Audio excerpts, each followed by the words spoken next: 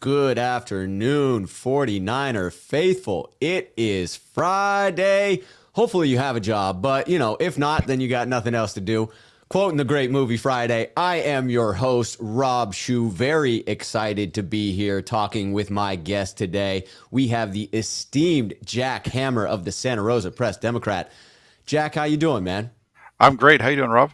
I'm doing pretty good. I've talked about it a lot this week, but it's me processing. It was rough to be there at the game. I know you can relate to that. We have chatted on your channel, but the first time since the loss that we've been here on my channel. And Sunday night was a little bit easier because I was with my best buddy, and it was just sort of got over it pretty quickly. But then Monday it set in, and it was like, oh man, it's over. And since then, it's been slowly processing it, wrapping my head around it, and getting excited for 2022, which is what this program is all about. So it's sort of full circle for me. Yeah, I'm right there with you. I think it might have hit me a little bit harder sooner. I think just because I was there like you were, but then walking in and sitting down the right after the game was over with, because I watched the game from a separate area during the game, and then I had a four and a half hour drive home to really reflect on everything that I had just seen the night before and the entire season. And it was definitely a lot of thinking and a lot of long drive back home from Los Angeles. Yes. Yeah, that's a long road trip to be on in the car. That's certainly, mine was a little easier with the flight, but because I was going down to Orange County to avoid the LAX nightmare that exists, it was a two-legged flight, so I got stuck in San Jose with a layover to sit and contemplate as I watch Niner fans going by, and unfortunately some Rams fans going by as well. But people are excited to be here with us. Luke Walsh coming in. It's a groovy Friday. Emmanuel just coming in to say what's up. I like there are a couple in here. That Niner guy talking about the reference to making sure that, hopefully people have jobs if they want jobs. It's a good job market. But saying, yeah, he got a job, but listening to get him through it. That is absolutely necessary at times. Friday at work can be tough. GD5, I like this one. Hammer and Schuh. Sounds like an 80s buddy cop show. Kind of does. That's a good one. Yes, we do both have like those types of names that are, very good for that type of promo. So maybe we'll have to give that some consideration as this, podcast relationship continues to grow, Jack. We'll have to find some creative ways to use that, much like your hammer and nails that you do on your program. By the way, great time for me to say it. Jack's information is down below in the description of the video. Jack has a fantastic YouTube channel that he operates. That's where you would find the Hammer and Nails program that he does with Jesse Naylor. He also has a fantastic Twitter account that will keep you up to date on Niners news. That handle is down below as well. And the link to the Press Democrat, that vaunted blog that has existed for a long time. The current gatekeeper of said blog is Jack. Yeah, thank you, Rob.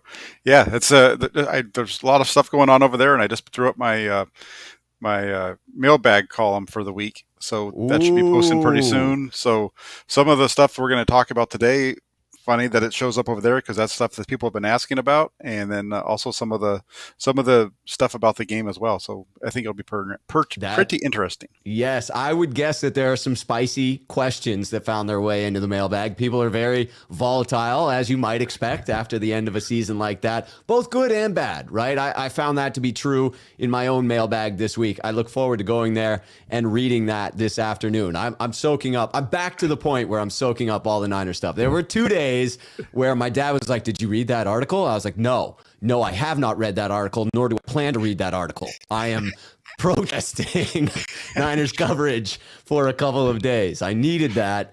I'm past that now. So I had a great show with Grant earlier today on his channel, and we rolled through a lot of these 2022 topics, Jack, and this will be similar. This is intentional overlap of topics that I brought to the table and thought that Grant and I should cover for several reasons.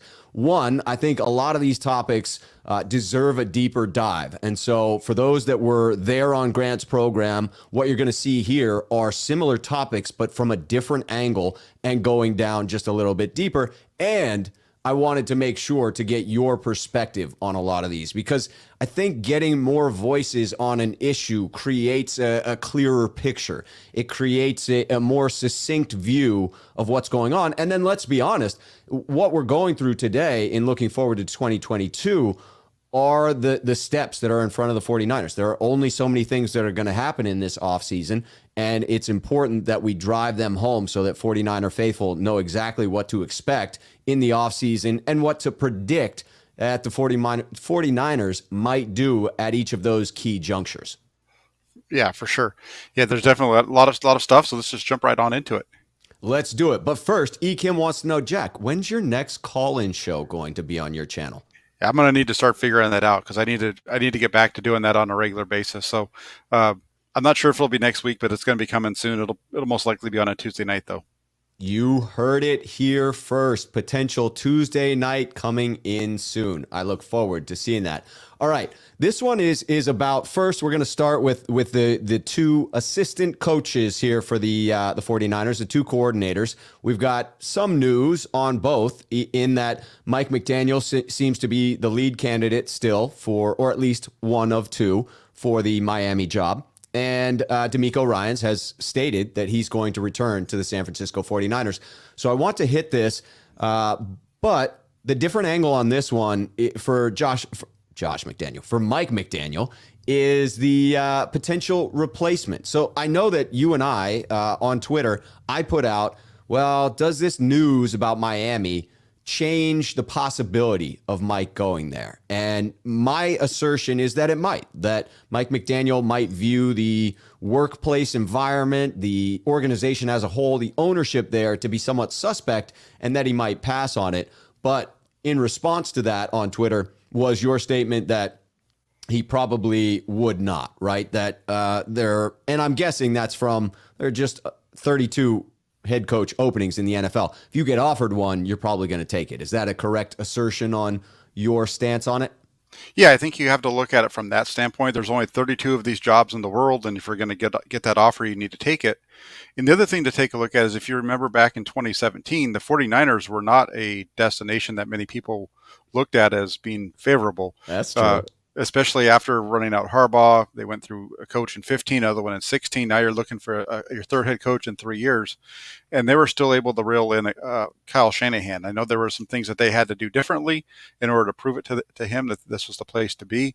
But they've done that, and he came here, and I can see something like that playing out with McDaniel. And I could see where, Shanahan's probably giving him some advice and saying, hey, if you get offered the job, take it, because you can make it what you want. You bring an interesting perspective to that, because Shanahan has specifically said, hey, listen, I had all the leverage going into that meeting, right? I mean, San Francisco was not a super hot destination at that point in time. He was able to ask for exactly what he wanted, and I think was willing to walk away if he wasn't going to get it. But Jed, sure enough, ponied up with everything that he wanted, the assurance that he would be given the time to turn things around.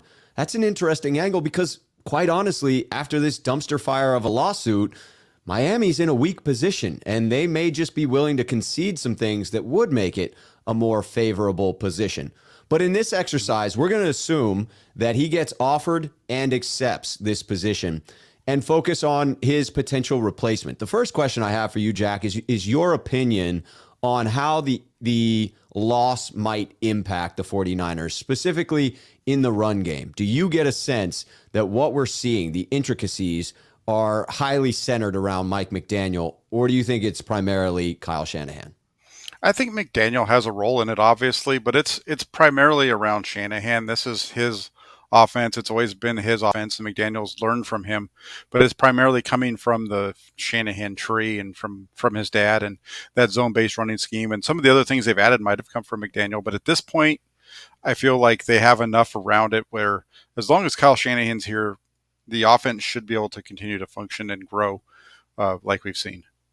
I would agree with that. He seems to be the consistent factor, and everyone that has worked with him, in particular Mike McDaniel, have been very flattering of Kyle Shanahan, and they seem to defer to his genius being the source of inspiration. So my hope is that's the magic ingredient, and even though losing Mike McDaniel could be an impact, an impact could be felt, that with Kyle there, it steadies the boat in that regard.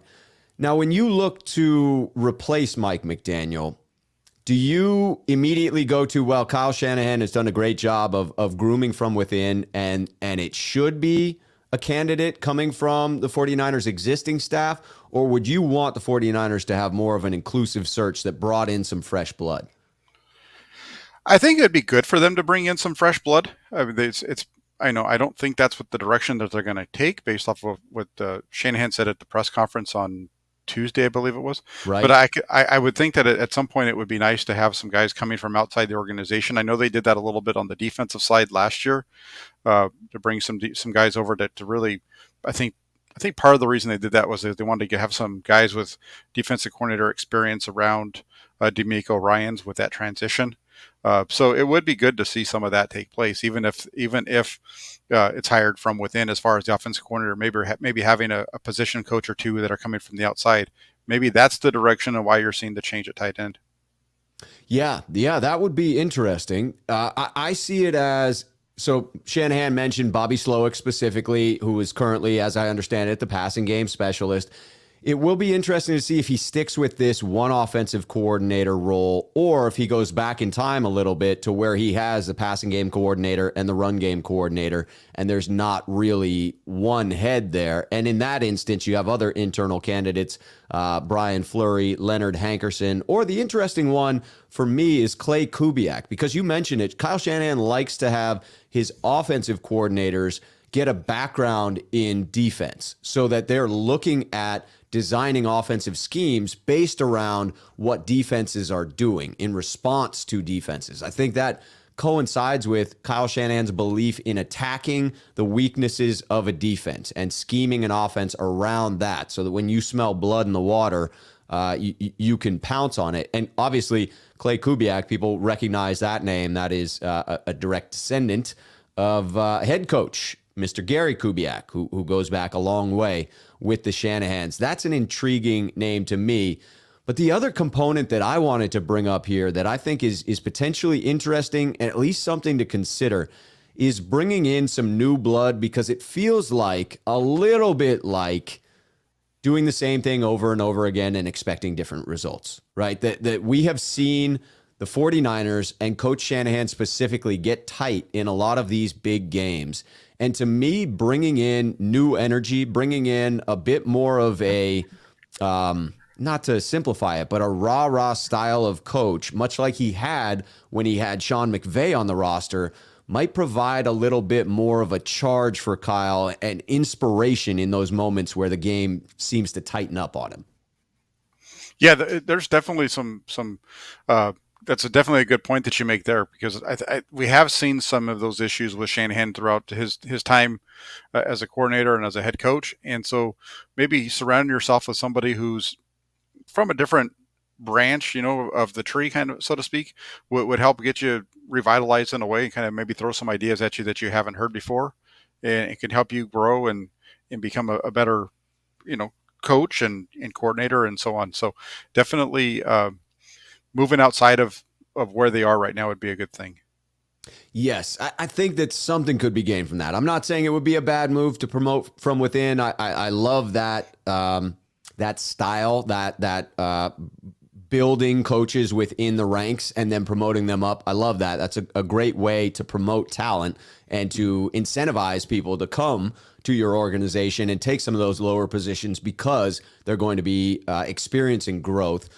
But a little fresh blood, a little something new to the mix might be what's called for. On the other side, we've got the return of DeMeco Ryans. I went with the Return of the Jedi theme here because it did occur to me that this feels a little bit like Luke Skywalker when he, doesn't finish his training with Master Yoda and then goes off and realizes, I've got to come back and I've got to finish that training. To me, that's what I feel like in DeMeco deciding to return to the San Francisco 49ers. That, yes, it was for the team. Yes, he feels like he still has a mission that he needs to accomplish with this group of men, and they got close to it, and they smelled it, but he wants to really get that trophy. And it also feels like a great opportunity for him to continue bettering himself and better prepare himself to be a head coach, because potentially you only get one swing at the plate, right? You may only get that one shot, and if you're not quite ready for it, you might blow it. Yeah, and in this situation, I'd question how much of this decision from Ryans making the choice to come back to the 49ers, and how much of it was him knowing he wasn't going to get the job in Minnesota, because it sounds like over the weekend that they had decided they were going to really take a hard look at Jim Harbaugh. I don't think they bring Harbaugh in unless they really feel like that's maybe who they want to go with. I think they'd gotten down to a couple of guys at that point. But it's a definite bonus for the 49ers to get DeMeco Ryans back. And like you said, this is an opportunity for him he's gone through 1 year as a coordinator, for him to really, hone in and take what he did in year one, improve upon that, and improve upon himself as a leader, and what it's going to take to be able to lead a full team. There's nothing other than experience that can really give it to you. And I think this will be a good move for Ryans to be back with the 49ers. And it's good for the 49ers to have him back. I agree. Do you think that this increases the 49ers' chances of signing marquee free agents? If you put yourself in the shoes of one of these defensive stars that finds himself in free agency, would DeMeco Ryans' presence in San Francisco influence your decision? I'm not sure about that. I mean, if it depends on the position you're playing. If I was a defensive lineman, I know that, and I would want to be coming to San Francisco, because I think it's a great place to come and get paid based off of the way that Chris Kocurek works with his unit. As far as Ryans as a coordinator overall, possibly. I mean, the linebacker core here sure did show pretty well this year, and Azeez Al-Shaair is a guy who people feel like should be getting paid a lot of money, and same with Dre Greenlaw. So I think it partly depends on the position that you're playing as well. I think that is a very sensible answer there. All right, let's transition into some topics about this offseason. Before we do, I'm going to give the quick overview laying out what we're really looking at here in the offseason. What 49ers fans should expect in the order of operations. I believe that the first piece of news, the biggest piece that we're all hanging on, is when will Jimmy Garoppolo be traded? And that could be influenced by any surgery he may need and teams wanting to see a healthy thumb. But I would expect, given when the Matthew Stafford news came down last season, that we're looking at about this time frame where news will start to come out. They can't make anything official, but we will see the team that he's going to go to. We'll see the potential deal that he's going to be signing there. And then we get into the first week of March and we go through the NFL Combine. And then free agency begins March 16th. That's when the trade for Jimmy Garoppolo will become official at 1 p.m. Pacific Standard Time, 4 p.m. Eastern Standard Time. And the legal tampering period happens before that, the 14th to the 16th. That's when we'll learn where every free agent is going, and they'll all be finalized on the 16th, or at least the hot free agents. Then we come into the offseason workout program in mid-April. The 49ers will be April 18th for teams with returning coaches. And then the draft in Las Vegas, April 28th to 30th. I mean, that's basically it in a nutshell before we get into the real preseason there. I got to ask, I'm trying to get as many Niner podcasters and reporters there as possible. Any chance you're going to go to the draft in Vegas? I mean, that sounds like a hell of a week to me. I would always say there's a chance. There's always a chance. So you're telling me there's a chance, Jack. I love it. I love it. Well, let's get into the first of those topics, which will be the first domino to fall in this one, around the trading of Jimmy Garoppolo. Jack, who do you see as the most likely landing spots for Jimmy G and his services in this offseason? I would say most likely it's probably, Pittsburgh obviously jumps right off the top at you, because one, they're in the AFC and they need a quarterback now that Ben Roethlisberger is retired. So I think that's one. Washington seems like a logical spot in the East. They're in a position where they need to get a quarterback as well. A team that I don't think is going to happen, but a spot that would have been really good for him would be Indianapolis, but I just don't. That's not going to happen because of Carson Wentz being there. I don't see them moving off of Wentz, but if they should, that would be a nice spot for him to go as well, because that team sets up really well for what we know of Jimmy Garoppolo and what he kind of needs around him. But if I was a betting person, I would say it's going to be Pittsburgh. That's my bet as well. I have had my money on that for a while, and I felt very vindicated that it's now actually coming to some type of fruition. At least it's within the realm of possibility. And so I think I'm gonna have to pay somebody to go back through my videos and actually find where I first said it, because I think it was in November that I predicted it. And if it comes true, I'll put out a bounty. I'll offer $20 for somebody to go back through and find that clip for me so that I can pull the receipt, so to speak. But yeah, those to me are my top two teams as well. Pittsburgh and the Washington Commanders. It's going to take me a freaking while to remember to say the Washington Commanders, Jack. Let me tell you. Yeah, and I mean, and also it'll be interesting to see what happens in New Orleans and Denver as well, right? Yes. Well, Denver has a position, has an offense that we know he's going to be able to go in and run, because it's the same offense that they're running already in San Francisco. It's going to, with Nathaniel Hackett coming from Green Bay. So that's one that matches up pretty well. And then who's going to be the head coach in New Orleans? So I think New Orleans is one that kind of gets put off because they don't have a coach in place right now. But, Denver could be an option if they don't go after Aaron Rodgers, if they're not able to bring him in. Yes. The key pieces to this domino setup will be the big quarterbacks, will be what happens with Aaron Rodgers. Does Russell Wilson force his way out of Seattle? Those will be the interesting pieces that have to happen first and foremost. Does the Deshaun Watson saga finally come to a close? And then I think teams that miss out on that could make a push for Jimmy Garoppolo, because there's a clear drop-off between elite and then where Jimmy is, but then the rest of everybody, that melee of people. I'd be targeting Jimmy if I were attempting to win now. If you had a choice between bringing back a pick for Jimmy, which seems to be the most common form of trade, versus a veteran player in return, do you have a preference between the two? It would depend on who the player is. I haven't really thought about that as much as what the draft compensation would be. I think in the 49ers case, it's going to be more of trading Garoppolo for a draft pick, because in that way they have a little bit, there's no, the compensation from a salary cap standpoint works out better for them. And they get, the choice of the player that they want for the future. Yeah, and a cost-controlled environment for that player, as opposed to bringing back somebody who is, in fact, expensive. I think that makes sense. I was just going to look up, because I saw in the chat a comment asking about Pittsburgh's draft capital. Matt Schuh coming in. Matt, got a chance to meet with Matt at the Green Bay game. That was phenomenal. If you see the video after the game, there's a dude that comes down and is doing the arms up celebration. That's Matt in the celebration. It was phenomenal. It was a great moment. I love it. And so I in quickly looking it up, it appears that they have all of their initial draft picks available, and they are selecting. Of course, it doesn't have the draft pick in this one. 20th overall. 20th overall. I mean, I don't know that Jimmy's going to warrant a first-round pick. I have always said second and a fourth. What's your gut tell you about the compensation that's coming back for Jimmy Garoppolo?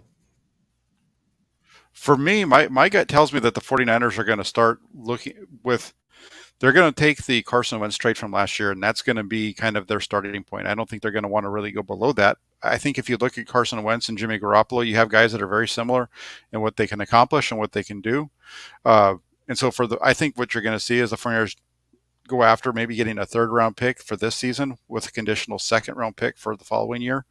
That's what Indianapolis gave up to acquire him.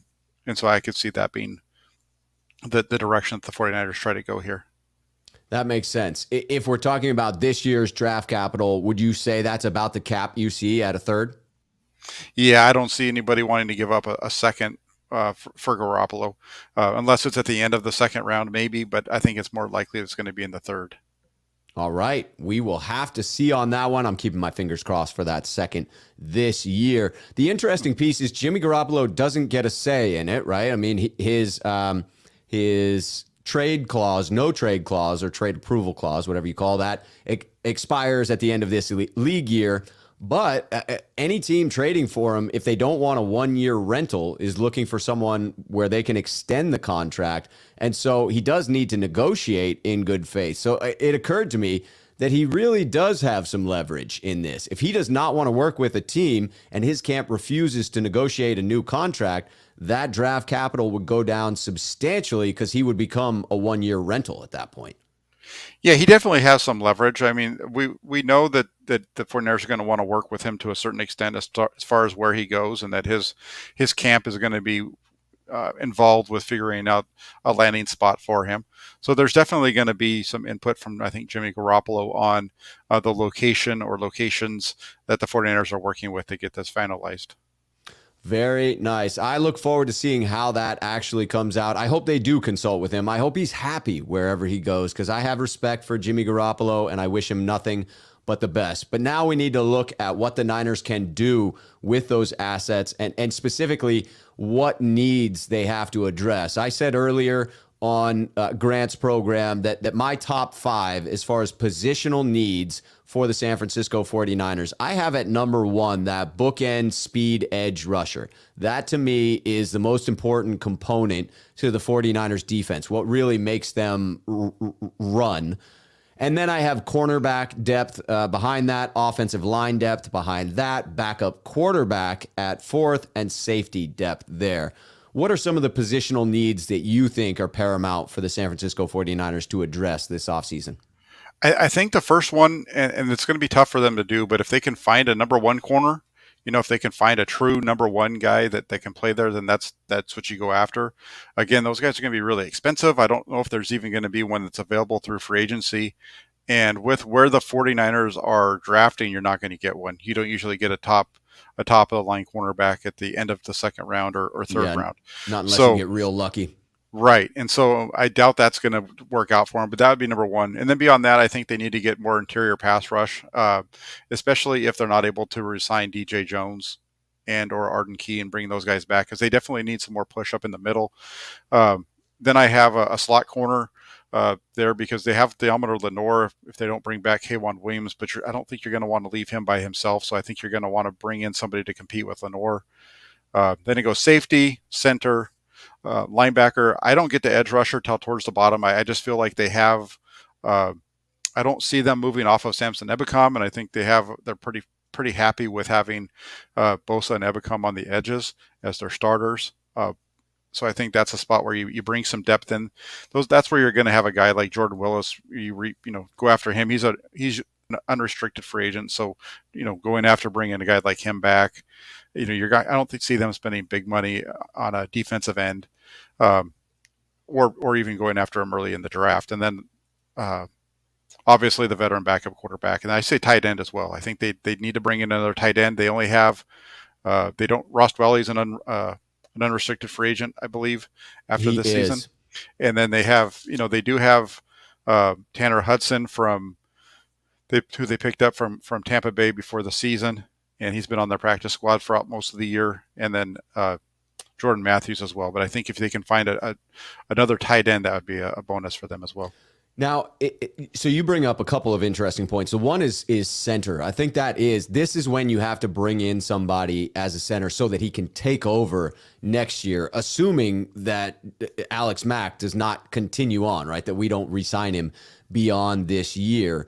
I think it is interesting and plausible that the 49ers continue to address that other bookend edge that I would prefer they get a stud in the vein of Dee Ford, but minus the health issues. But I think you're right that they have addressed that through value and may continue to see it that way, that they have Samson Ebukam and that they will continue to bring in and develop talent there along the line. I could see them focusing on the cornerback. It certainly seems like a need. It's so frustrating to have those games against A.J. Brown, against Devontae Adams, against Cooper Kupp, where no matter what you do schematically, because you do not have a true number 1 corner, you're just unable to stop those guys. That becomes maddening to watch. If they invested that way, who would you see as the other starting cornerback? Would you put Emmanuel Mosley above Ambry Thomas, or do you think that would be just an open competition through camp? Well, that's right. That's why I think it's an interesting thing to look at. Would you want to have Ambry Thomas not be on the field because Emmanuel Mosley is the better of those two at this point? So do you want to sit Thomas in place of a veteran. That's why I don't. That's why I don't have it. I don't think it's going to happen. I just don't see them spending big money at that spot. With the way that they play defense in their secondary, they don't ask them to play a lot of man coverage. So Right. they're playing a lot of zone. They're playing, so it's still it's, I wouldn't say it's cover three, but it's a lot of zone heavy schemes that they're running, which is part of why I think it took Thomas so long to get back up to speed, because that's not what he did in college. He was primarily a man cover guy with a little bit of zone. So I think I understand the thought process of cornerback, and I like I said, I have it there. If they decide they want to spend big money and go after somebody, that's great. I don't really foresee them doing that. I have one off question. XST Media brought it up, and so I just have to ask it to you. He says Dee Ford would be huge if he can stay healthy, but I'm not holding my breath. I also am not holding my breath, but it's an interesting dilemma around Dee Ford. Most of his money is dead money. If I understand it correctly, the 49ers would save roughly $2.4 million by cutting him with a post-June 1 designation. So some money can be saved by getting Dee Ford off of the roster, but you have to bring in a body to fill that spot, and the NFL minimum is $660,000. So 2.4 million minus 660,000. The most you can potentially save is 1.74 million. That was quick math in my head, so if it's wrong, I apologize. But that's not a whole lot. And if healthy, Dee Ford is certainly worth that 1.74 million. Jack, if it were up to you, would you release Dee Ford and just stop with this continually injured, type of roster spot where you're holding on to the hope? Or would that risk reward scenario be worth it to you? For me, I think that I would let him go, because even though it's only 1.7 million or 2.4, like you said, because they're gonna, I think they're gonna get stuck paying his injury settlement of 4.6. That's why you only get the 2.4. Right. I think moving on from Ford is a better option if they can move on from him and bring some of these guys back that, like I said, like a Jordan Willis or a uh, Arden Key. I think that's a better route to take for them. I like that. And that's going to transition us right into bringing back some of our own, going through some of these free agents that exist. I first want to deal with the two big contracts that are likely to get done this offseason, and that is Nick Bosa and Deebo Samuel. Do you feel confident, first and foremost, that both of those deals will get done this offseason? No, I don't think there's going to be a deal done with Nick Bosa this offseason. Interesting. I think his they're going to be. I'm pretty sure they're going to be bringing him back on his 5th-year option. I'm pretty sure that's what they're going to do there. They're going to pick up his 5th-year option, so deal with him in 2023, and they're going to deal with uh, Deebo this year because they don't have that option with him. This is his contract year, so they'll make him whole, and then they'll deal with Bosa down the road, because they can his 5th-year option is about 17.5 million or something like that, right in that ballpark. And when that deal gets done with Bosa, he's going to be his contract per year will be more expensive than Jimmy Garoppolo. So probably right around $33 million. Yeah, that will be an interesting scenario. For Deebo, I agree. You have to get it done this offseason, because I think his camp would have him hold out, right? If you tried to franchise tag Deebo and go that route, I just don't think that would work out well. With Nick Bosa, you have the added year.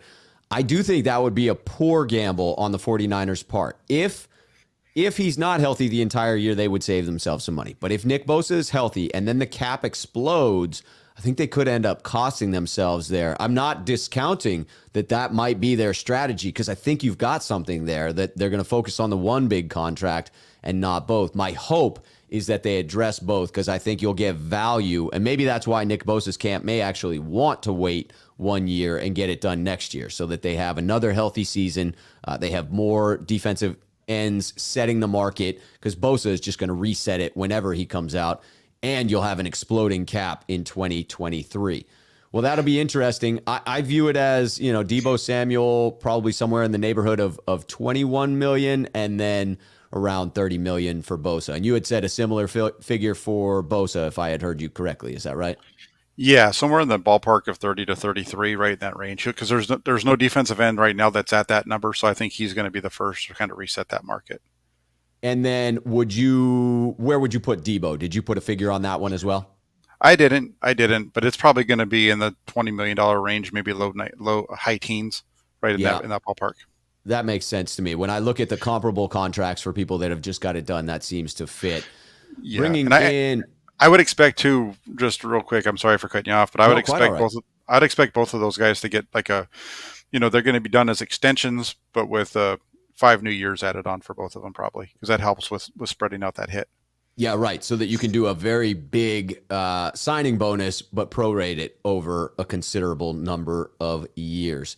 I'm trying to think of what this and what these initials are. For some reason, MM is escaping my mind. But Aaron from 49ers First Takes coming in. Hey, fellas, how's it going? Hey, Rob, trade Matt Mayoko? Are we letting go of Matt Mayoko at this point? If so, I'm all for it. I mean, he's just had a run for too long. Bring Jack in. What? Bring Jack in.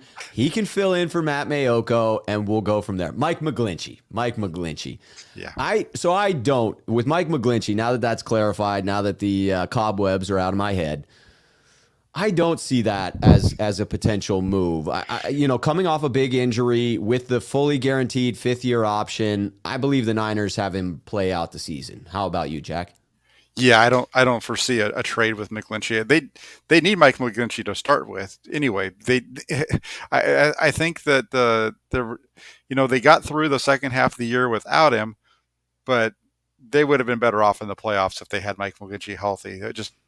Especially if you watch the last 2 games, if actually all 3 of them, they were really struggling over at right tackle. And McGlinchey is not the greatest of pass protectors, but he's definitely better than Tom Compton, and he's a pretty darn good run blocker as well. So he's a guy that I believe is worth the $10 million that they're going to bring him back for. Great run blocker. He does have some loving nicknames from 49ers fans. Nope, this is the one from Swan Song, McFloppy. Yeah, I get that we have this view of him, but I agree. I think he's a quality right tackle, and I think it is likely that the Niners bring him back and roll with him this season. Just going to take this opportunity. I see Niner by Nature coming in saying, Debo that like button, y'all. I think Debo meaning hit.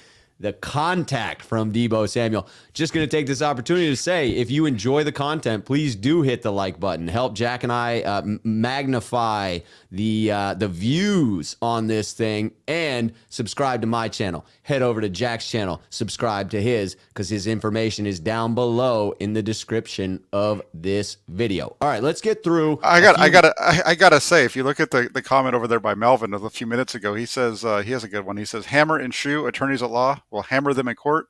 We'll take it all, even their shoes." That's fantastic. I need to get that up on the screen. I didn't even see that one come in. Oh, man, how did I miss that? There we go. Melvin coming in the clutch. Hammer and Schuh, attorneys at law. We'll hammer them in court. We'll take it all, even their shoes. I mean, that's brilliant. That is brilliant, and I'm here for it, Melvin. Yeah, phenomenal. That's pretty good. That's clutch, Melvin. Clutch. All right, so let's go through a few of these. I want to throw these names at you. There are 3 categories that players find themselves in for the San Francisco 49ers. There are exclusive rights free agents, and just to clarify for anyone listening that didn't hear me clarify this on Grant's show, for an exclusive rights free agent, the Niners basically have the option to extend a minimum deal to them, and then they don't have a right to go anywhere else. So if the Niners want them, they are able to bring them back. Restricted free agents, that's different. The Niners have to decide the value they want to place on that individual, if they want to place a value on them. And then a team has the opportunity, another team can come in and make a contract offer, but has to compensate the 49ers. So you can either say original round tender, where a team has to come in and then match the original round that player was drafted in. So if they were drafted in the 4th round, that team has to give you a 4th round pick if they sign that player. And you can put a 2nd round tender on them, a 1st round tender on them, or an original round tender on them. And then there's free agents, where they have anyone, they can go out and negotiate with anybody out there. So Exclusive rights free agents. These are the ones where it's easiest to bring them back. I'm interested to know which of these you think the Niners will bring back here, Jack. Juwan Jennings, Colton McKivitz, JaMychal Hasty, Demetrius Flanagan-Fowles, and Kevin Givens. Yeah, so looking at the list that I have Flanagan, Fowles, Hasty, Jennings, and Givens. I think all four of those guys get brought back. Especially Jennings, we saw him emerge. We know he fits really well with that third receiver role. Kevin Givens is a really good interior defensive tackle who really played well over the second half of the year, and Flanagan Fowles has continued to improve as well. So, and Hasty's not a bad little third down back either. So I think we're going to see all those guys get tendered, and they'll all be back with the 49ers next year. Nice. Colton McKivitz, do you see him back as well? I didn't see Colton McKivitz on that list, but if he's on that list, and yes, I would expect them to want to bring him back as well because, heck, they felt good enough to start him over Jalen Moore. I will double check that because I think it's all about accrued seasons, and he was off the roster for a little bit, but he may have accrued that season. So it could have been that the source I got it from was off on that one. So I'll double check on Colton McKivitz. And then we have restricted free agents, Daniel Brunskill, Contavious Street, and Azeez Al-Shire. Yeah, so when you get to that list, I don't know so much about Brunskill. Azeez Al-Shire is somebody that I feel like they're definitely going to want to bring back. Fowles and Al-Shire are really good linebackers, and I think those two, you're going to want to have them grow alongside of Fred Warner there. And I'm not sure of the other name that you mentioned. I don't see Brunskill maybe as being a guy who they're going to be able to want to bring back. Yeah, because that and number starts to get a little Street. Higher. Contavious Street, I had him as listed as unrestricted, but but Street is a guy who, he's grown a little bit, and if you can get him in on a cheap deal, then you would bring him back. Right, if it's affordable. And then of the free agents, who would be, it's a long list. Laken Tomlinson, Jason Verrett, Raheem Mostert, DJ Jones, Arden Key, Jaquaski Tart, K'Wan Williams, Marcel Harris, Jordan Willis, Jeff Wilson Jr., Ross Dwelly, Trent Sherfield, Trenton Cannon, Josh Norman, Mohamed Sanu, Tavon Wilson, Travis Benjamin, Tom Compton, Dante Johnson, Maurice Hurst, Jake Brendel, Tyrell Adams, Tavarius Moore, and Richie James Jr. Of those free agents, do you have a few that would be your primary targets for the San Francisco 49ers? They very clearly cannot afford to bring back all of those, nor can they afford to bring back the majority of those. But I think if they targeted a half dozen, they could probably be successful in that. Who would be your top picks to focus on? Yeah, my top priorities would be DJ Jones, Laken Tomlinson. I had to do a little DJ Jones up there when you put that one. Jaquaski Tart, Arden Key, and Jordan Willis. Those are the four that I would go with. Okay. Can you say those one more? I got excited about DJ Jones and the barbecue sauce. Say that one more time. I want to hear just to make sure that I've got those. So DJ Jones, I know that one. Yep. Laken Tomlinson. I love that. Tart. Okay. Arden Key and Jordan Willis. Those are the five that I think are the must. Those are the top five guys for me, and I think Raheem Mostert would fit in that too as well if they can bring him back on a show. I was just gonna ask that. You read my mind, Jack. You read my mind. Yeah, I think that would be another one to go with as well. I'm just trying to get the sun off of my screen here. Yeah, no, I mean it looks like you have the heavenly bodies shining in from above you. I thought it was a very cool effect, personally. So. When you look at the two, injury-laden players, you mentioned Mostert. Are you attempting to get a deal done with Mostert if there's competition, or are you just interested if he goes out and really doesn't get bites in free agency? How much are you willing to invest in that particular relationship? I'm looking to spend $3 million or less to bring him back. That's about, I think, the number that he would have been at this year anyway. I'm looking at about that number with the expectation that he's going to be somewhat of a spot player, not a starter, but he's going to be a guy that I'd want to get the ball in his hands 10 to 12 times a game. I would love that. That seems such a prudent way to keep him around and keep him healthy throughout the season. I hope the 49ers are able to bring him back. I hope that he wants to come back. Let's be honest that there was a moment in time where the 49er faithful were, at least some of the 49er faithful, were horrible to Raheem Mostert and to his wife. And if Raheem ever saw this, I would want him to know that was a very small segment of the 49er faithful, and that there are far more of people like myself and Jack out there who are good human beings that don't wish ill on anyone and are incredibly supportive of someone like Raheem Mostert and the struggles that he went through in order to stay with the team and to get back to health. Speaking of players that have struggled to stay healthy, though, would you, if he doesn't get interest from other teams, would you consider bringing Jason Verrett back?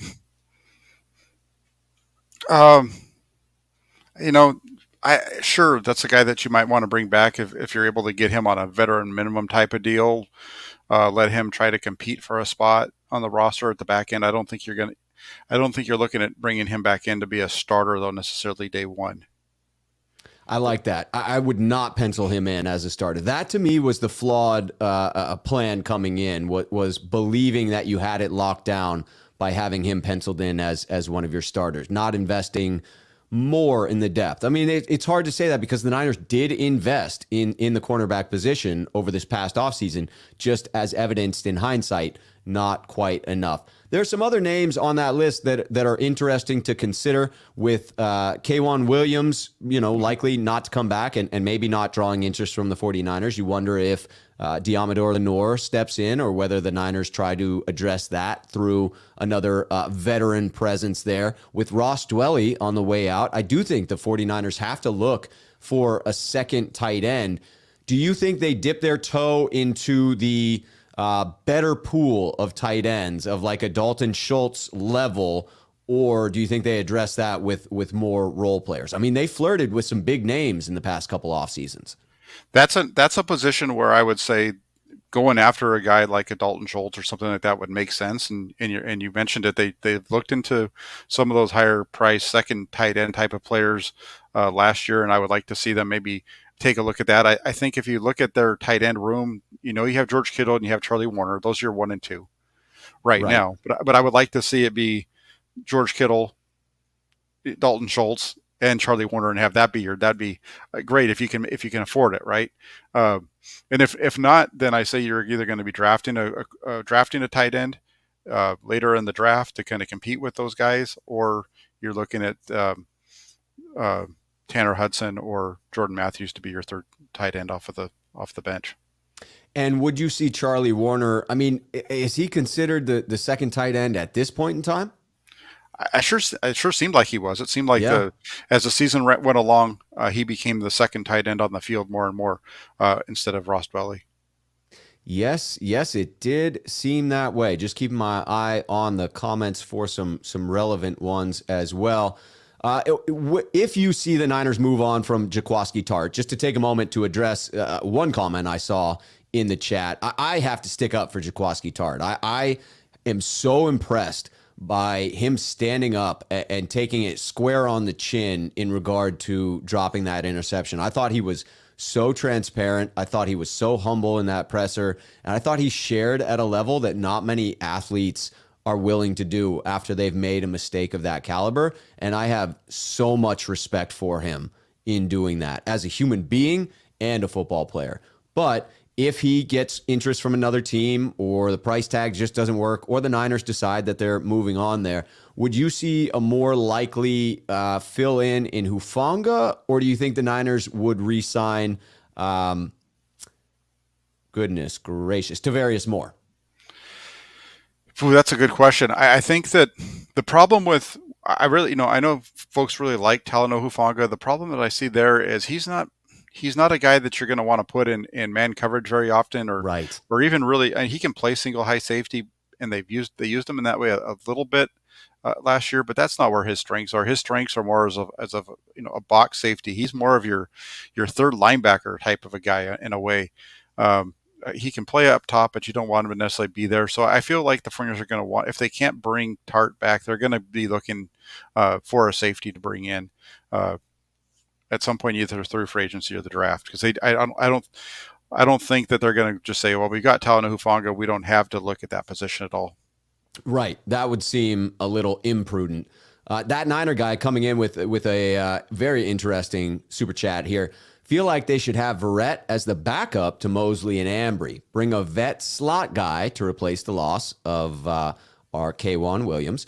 Jonathan Jones from New England, potentially. Draft an offensive line, safety, and tight end. That The one seems thing like a reasonable strategy.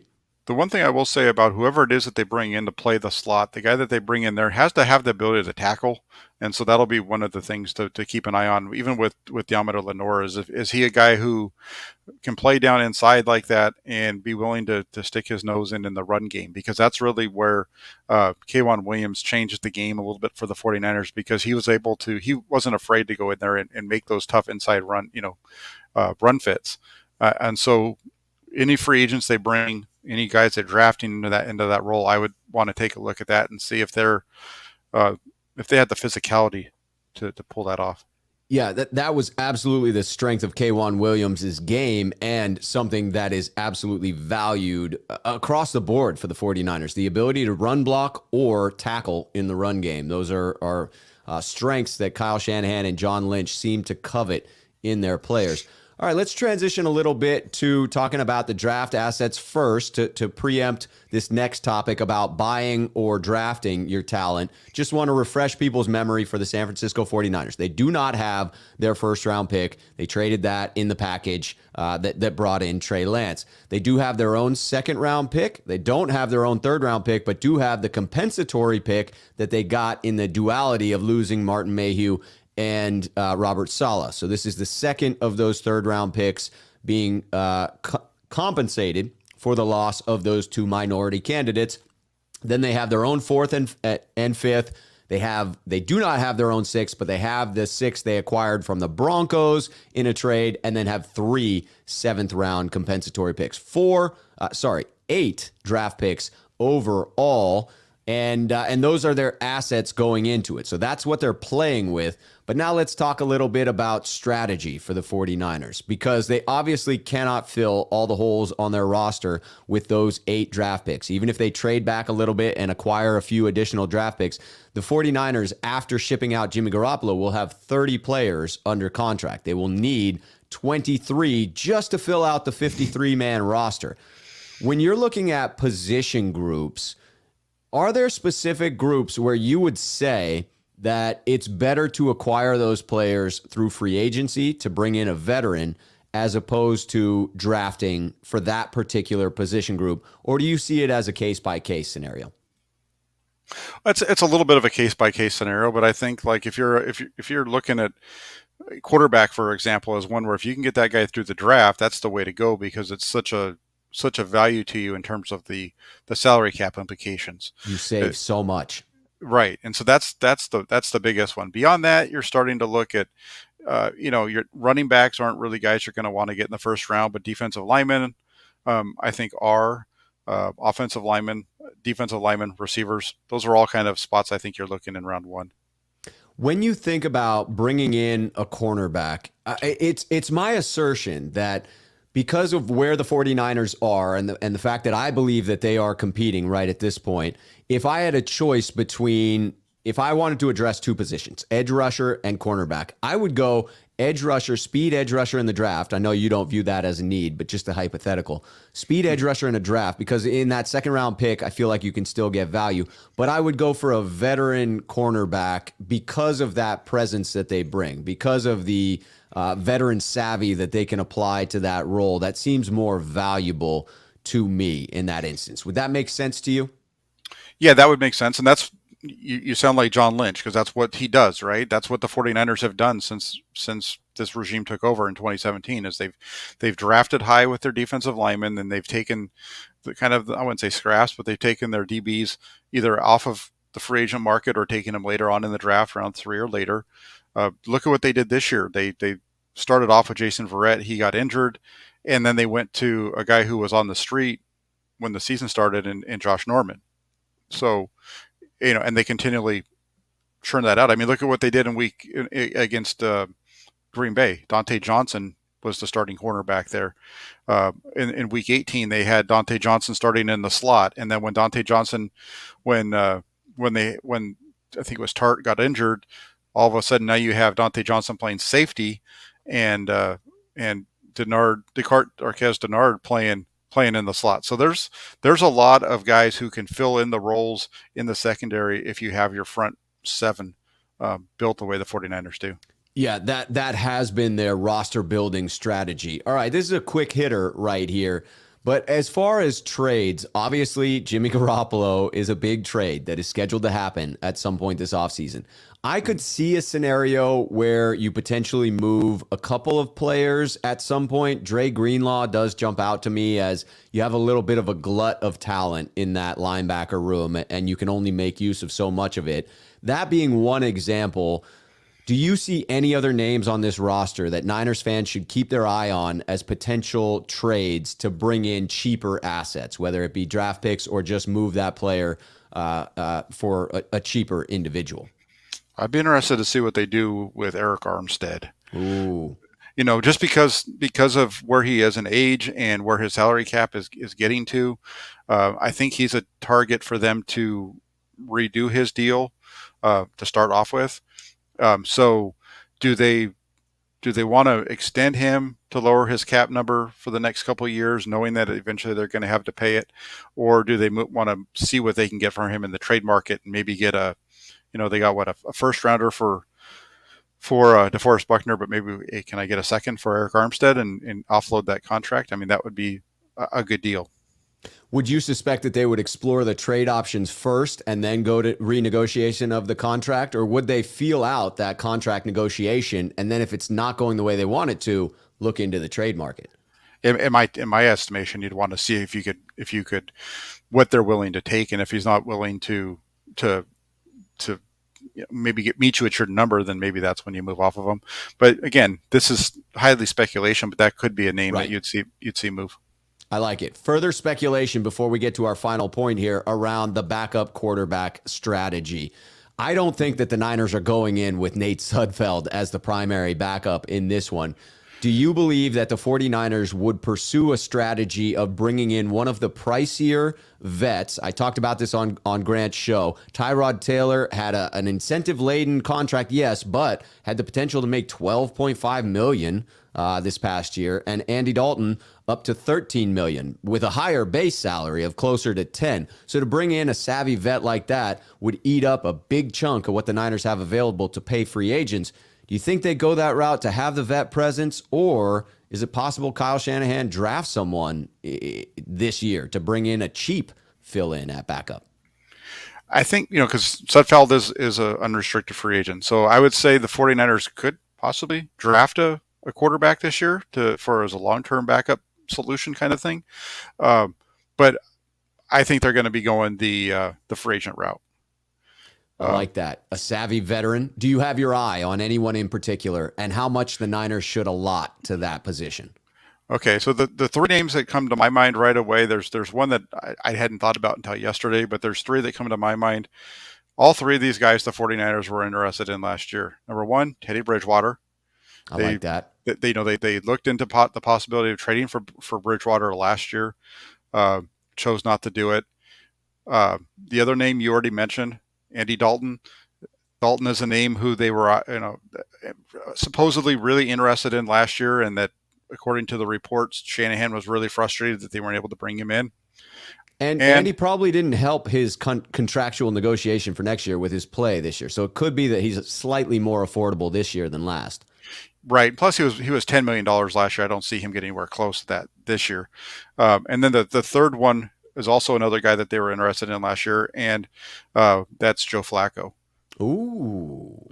Looking at Joe Flacco, I know he's an older quarterback. I haven't watched any of his film from this year, but when I watched his film from 2020 when he was in New York, he was a guy who still moved around fine, threw the ball fine. I think in a system like Shanahan's, what they ask him to do here, I think he'd be able to come in and fit just fine here.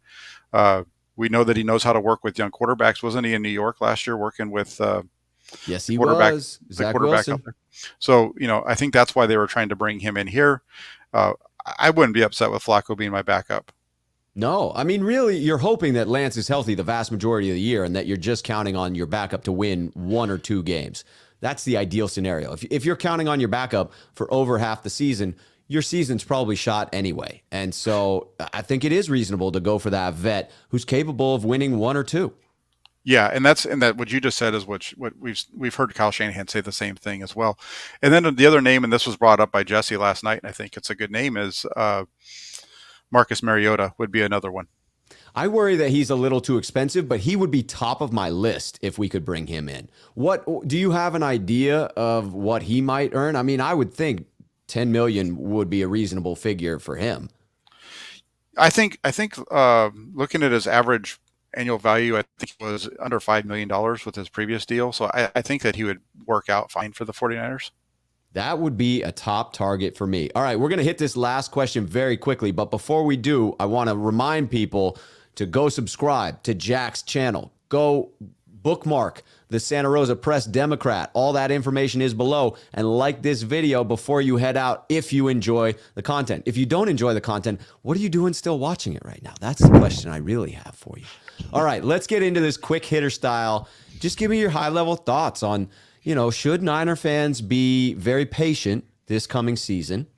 Or should their expectations be pretty close to what they were this year, where, the 49ers are a playoff caliber team. They have the core group there, and 49ers fans should have pretty high expectations. Should they have high expectations? Should they temper them? I think they should have 40 Super Bowl aspirations, just like they had this year.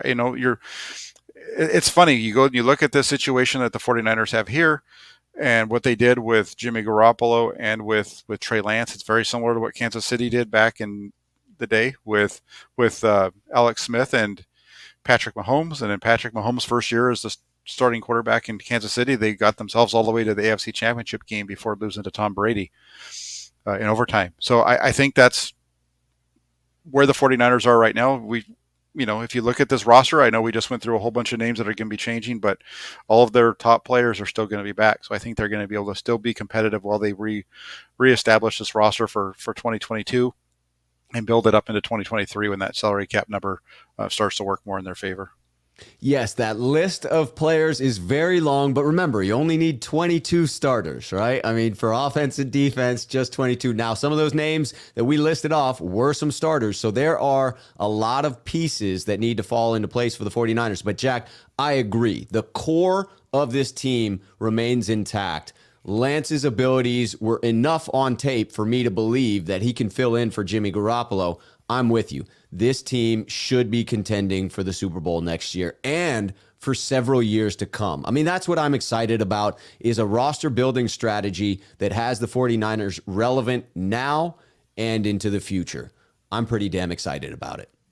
Yeah, and we should be, because this is a team like, every time you and I have talked recently, that's kind of been our discussion, right? This is a team that's built that has a lot of depth throughout the organization, from the roster to the coaching staff to the front office. And I think this team's built to be around for a while. And as long as their quarterback stays healthy, their starting quarterback stays healthy, whether it's Trey Lance, Jimmy Garoppolo, whatever, this is a team that I think can go into the playoffs and likely go far.